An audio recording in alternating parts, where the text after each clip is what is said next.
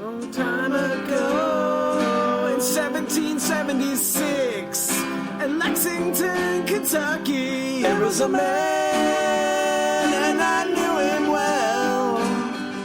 And through the times, it seemed like hell, but the signs seemed to thank God for giving us John Carvell. Giving us John Carvell. Thank God for giving us John Carvell. Thank God for giving us John Carvell. Said I thank God for letting me create the world for you.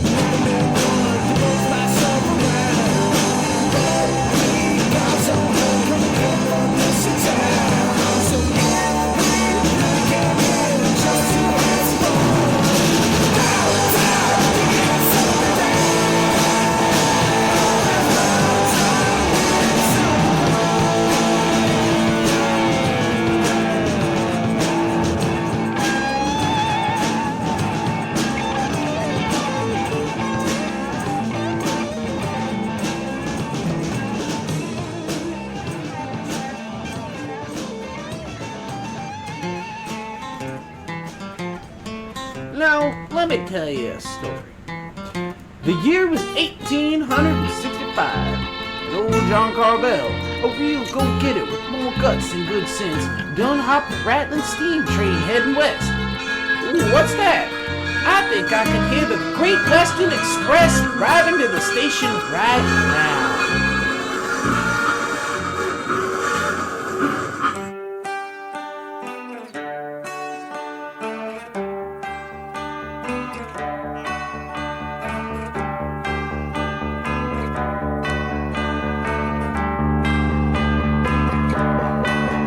Can't you hear something coming?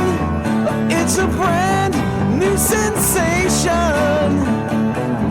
Everybody's running to see what arrives at the station.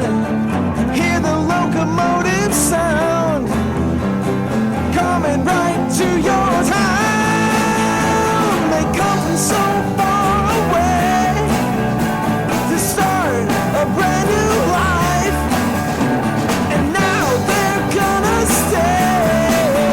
Cause it left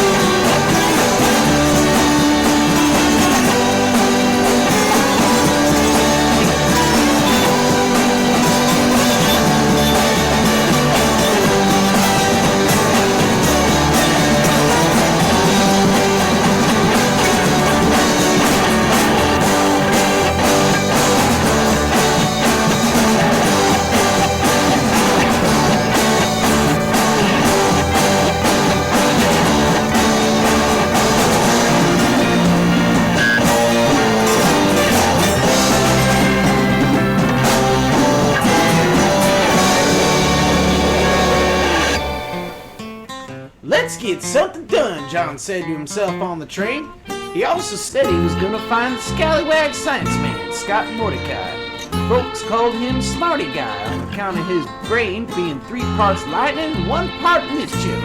And it was about that time that John found him somehow. "So you're a real smarty guy?" John asked. Mordecai looked perplexed and just reached into his bag and...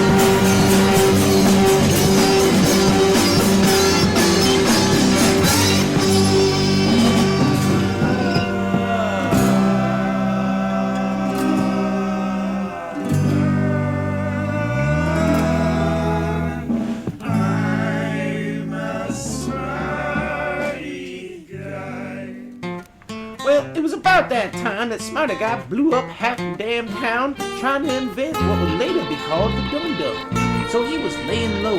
So I guess you could say he was in an awkward position, and John convinced him to help rebuild San Francisco, which by then weren't much more than smoke, screams, and a pigeon with 3 legs.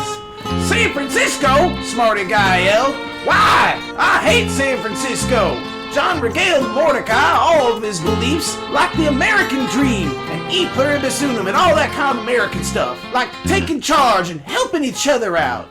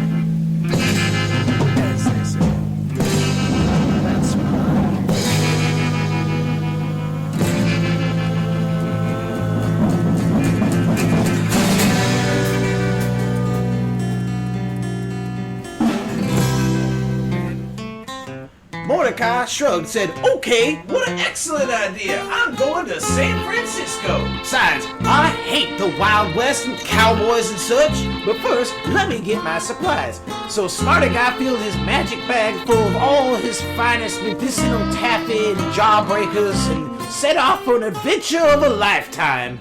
In the wild, wild west.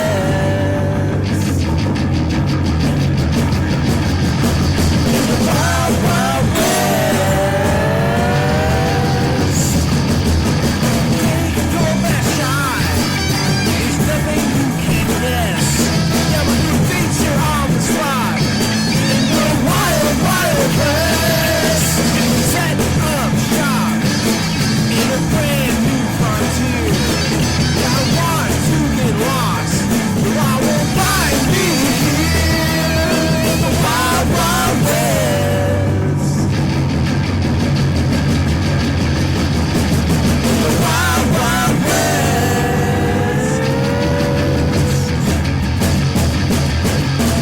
Ruined wasteland, scorched by the sun. My horse and pursuit will return, and I must confess I hate the wild, wild west.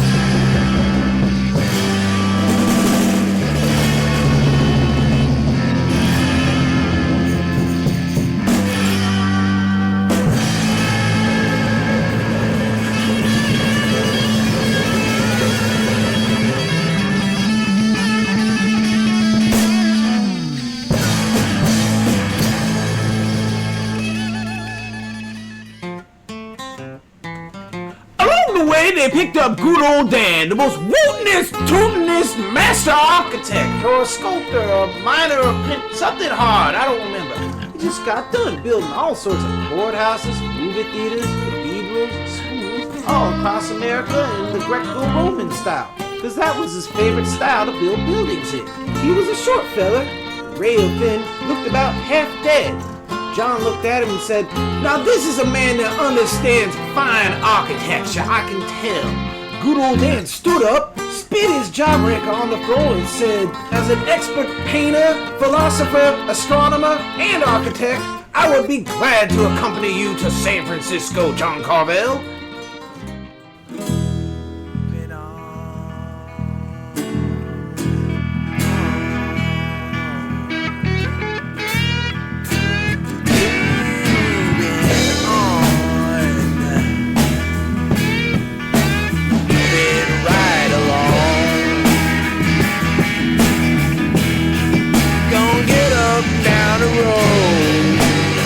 We should have been there a long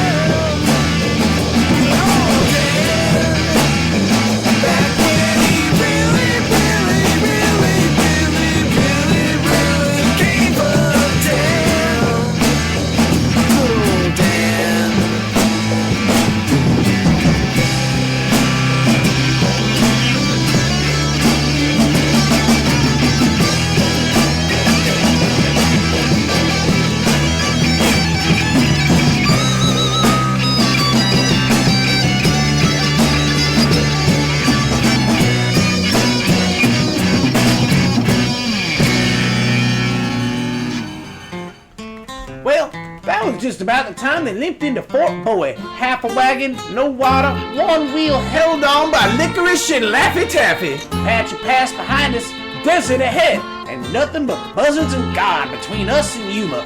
And that was about the time that John met a very special lady. Daughter of a famous philanthropist Oddfellow, her name was Abigail Bartholomew.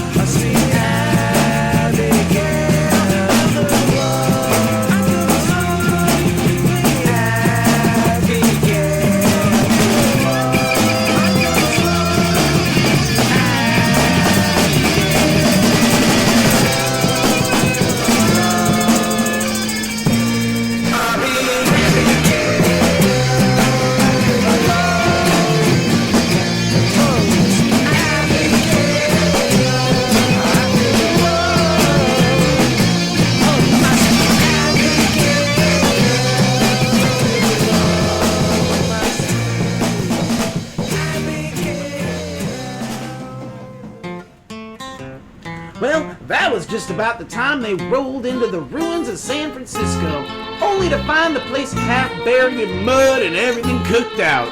So Survivors told tales of fire from the sky, mudslides that sang hymns, and stars that blinked in Morse code. What the hell really happened here? John asked.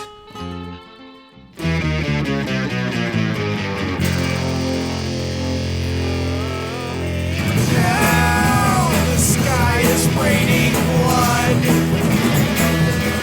All around, starting to flood. My whole town's being buried in mud. Only drowned, I'm living in the mud. It's been a bloody run.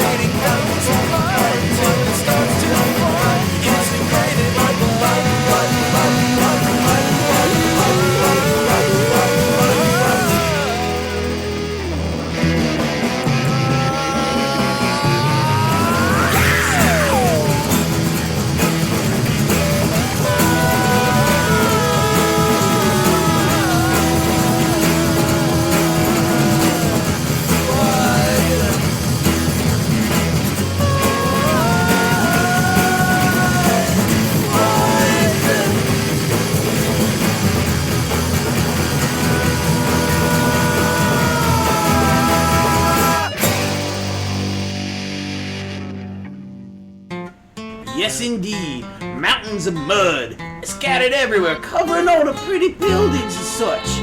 John didn't take too kindly to this, so he gathered up all the survivors, stood up on the hill, and said, "My brothers and sisters, it's time to dig it up."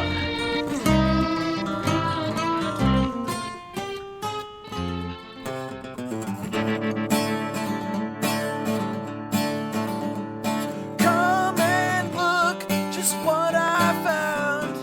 Whole damn building buried under the ground. And I can't find anybody, cause I think they've all drowned. So it's time to get to work. But wait, what is that sound?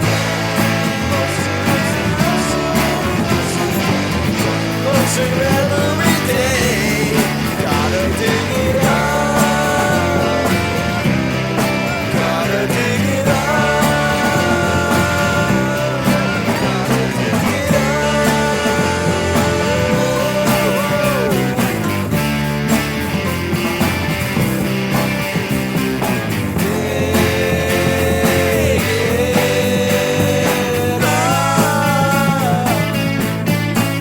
Gotta dig it up.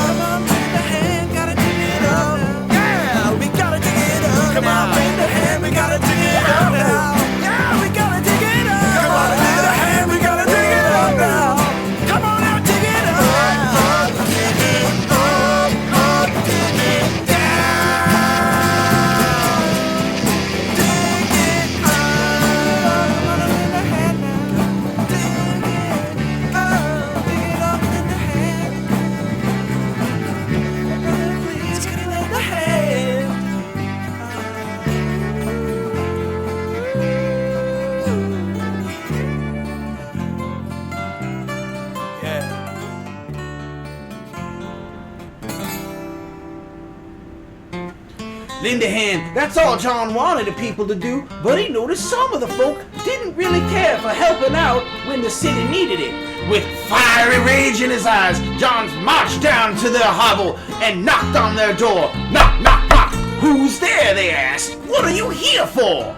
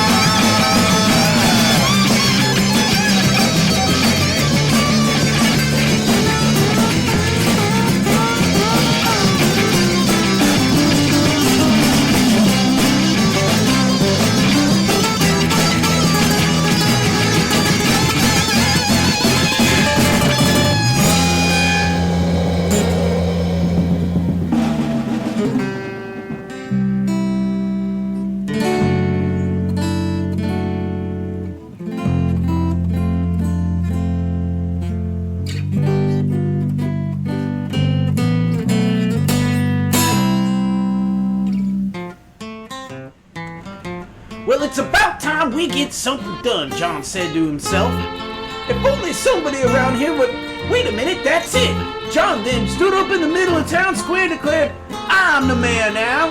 Held a meeting in the only standing building, the old city hall, what was leaning like a tired cow. Order! First act of business, this moldy, slippery, dusty city hall got to be torn down and rebuilt. Columns, Roman columns, pediments, arches, statues. I think that's what we need right now. This is my greeting, there's a meeting, come on down from one, come on. There's lots of seating for the meeting at your local city hall.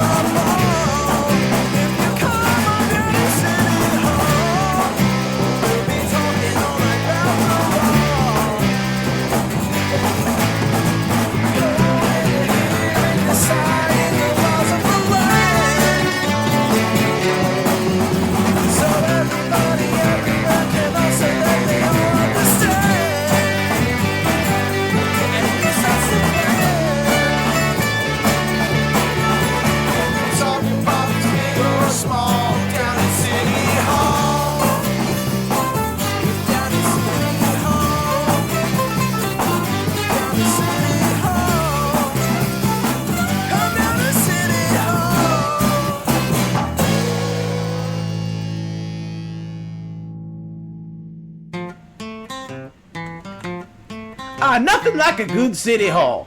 It's about time we get something done, John said to himself. And it was about that time they had a little meeting in their new city hall. And after a long night of chocolate and jawbreakers, they passed the Get Back On Your Feet Act, which would help the less cooperative people in the poorhouses and asylums to help them get back on their feet. And with that act, it ushered in a new age, a new beginning, a new... Reset, roll the timeline back. You've gotta forget that you're headed down the wrong track. Gotta reset before we can all really begin. Gotta forget just how it really came to an end. It's time to reset. Better make it fast. It's time to reset. The future becomes the past. And to think of all the things we've done, how far we've come. You know you've done it all before. Ain't seen nothing yet. It's time to reset the world to a different time. It's time to reset everything in your life.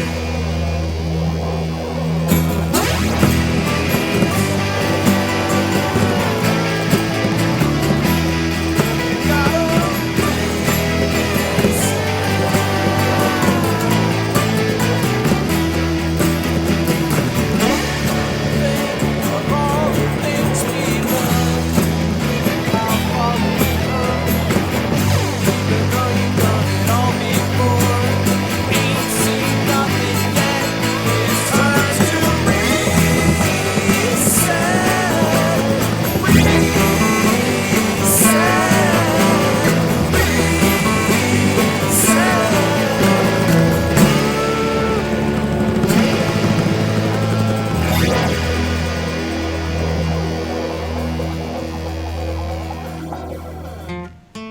Well, it was about that time they got to building.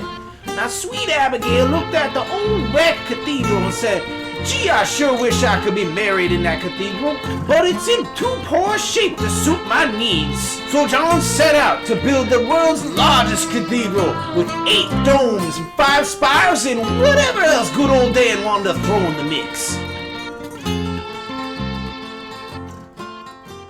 Say I'm looking kinda evil now,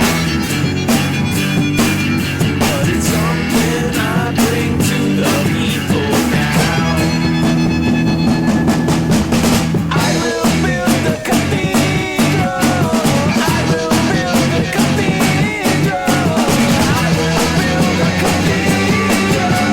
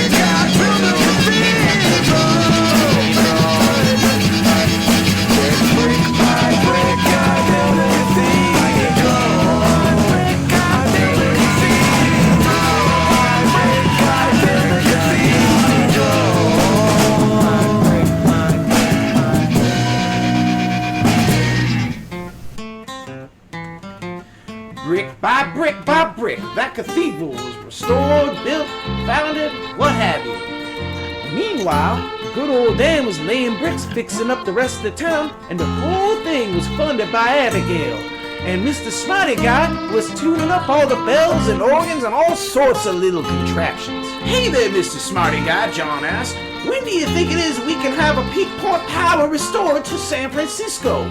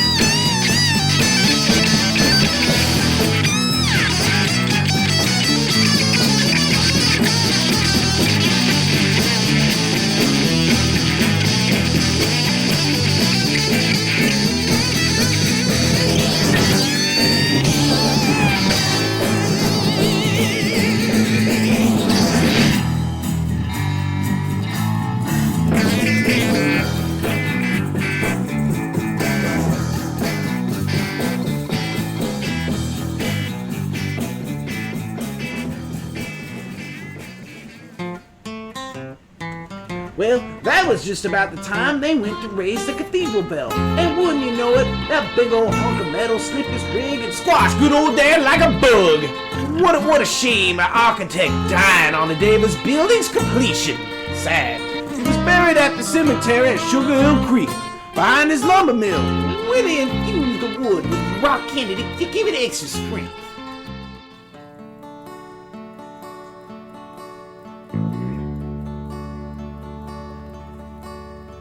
Here in the valley, underneath the clouds, wind is blowing softly, but there's nothing to be found. And down by the river, an old forgotten mill, behind the graveyard, forever remaining still. And in the distance, I see the mountains peak. If you need assistance, you know you can find me at Sugar Hill Creek. Ah, whatever you seek, you'll find it at Sugar Hill Creek.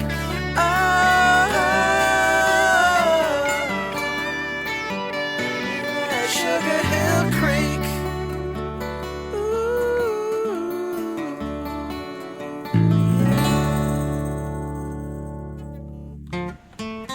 by that time, the town was almost rebuilt.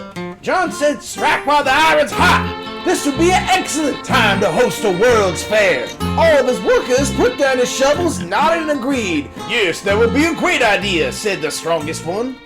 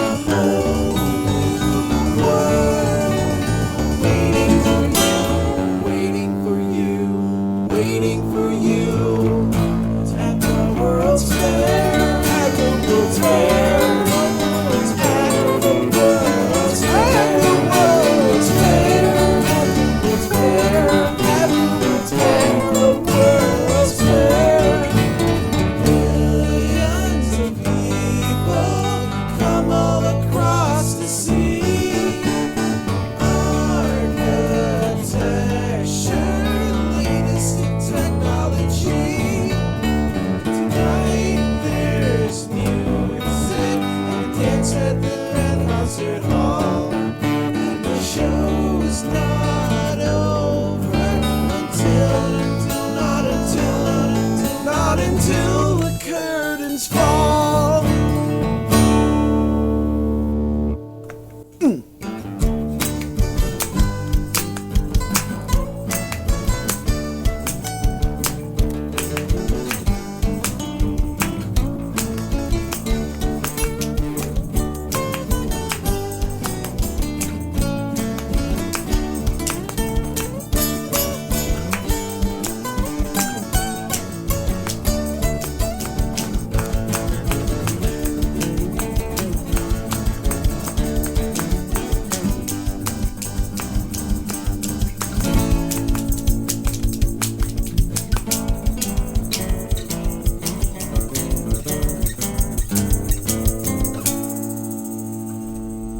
Yes, a fabulous World's Fair, just like all the other little World's Fairs they had across the world. And yes, John wanted the World's Fair to come to San Francisco. Mostly so he could impress Abigail Bartholomew, that rich gal with the odd fellow blood and real fancy laugh. Will you come with me, Abigail, to the grand opening of the World's Fair? You have no idea what is in store for you there. Built for you a cathedral, the finest in the land.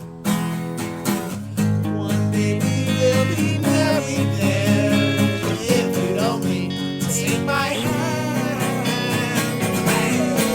Oh, Abigail, you make my dreams come true. Oh,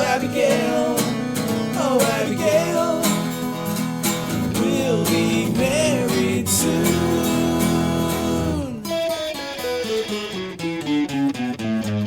Then we can start a big family. At the farm we can settle down, and we will all be buried there, all together under the ground. I'll be remembered for ages, and as a hero, of course. And they'll erect a statue of me riding my favorite horse. Oh, Abigail, you make my dreams come true. Oh, Abigail, we'll be married soon.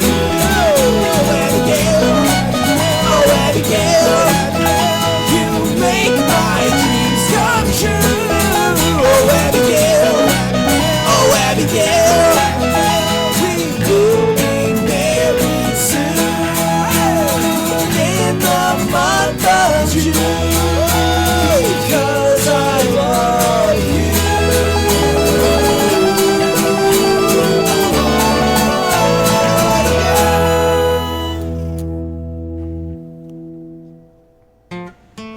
guess it was his intention to propose to Abigail at the World's Fair.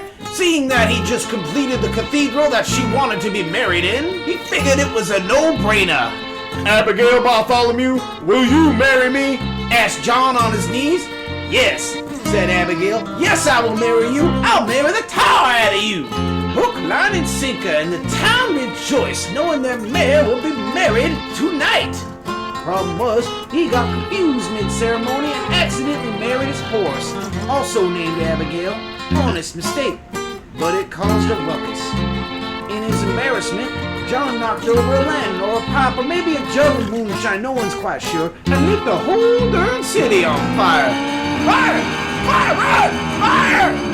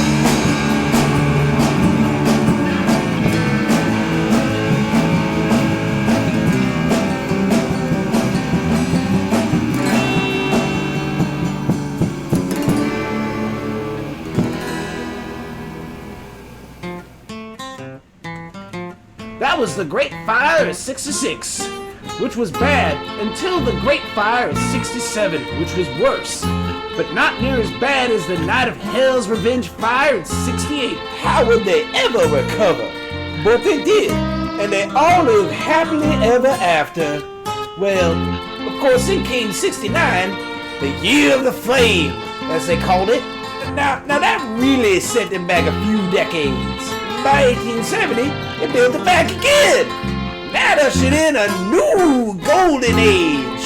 John couldn't have been prouder with his new horse statue in town square, made completely out of chocolate, fudge, and marshmallow. But then came 1871, the year of the Great Gumdrop Famine. Folks was scraping by and hardly anybody had any candy. Some folks was forced to eat vegetables. But after Congress dropped the taxes on peppermint sticks and lemon drops, San Francisco started turning to a real candy land. Streets paved with caramel, licorice trees on every block, rivers flowing with molasses, candy cane train tracks, and chocolate streetcars, which San Francisco is known for, like the bridge they built on top of an old fort during the Great Depression. So, I guess the point of the story is, no matter what year it is or how life's got you, At least you never married your own damn horse. I'm stuck in a tale.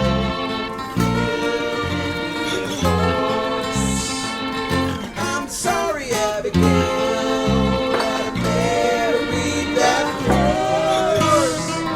Should never argue and file for divorce. I asked for love, but I got none.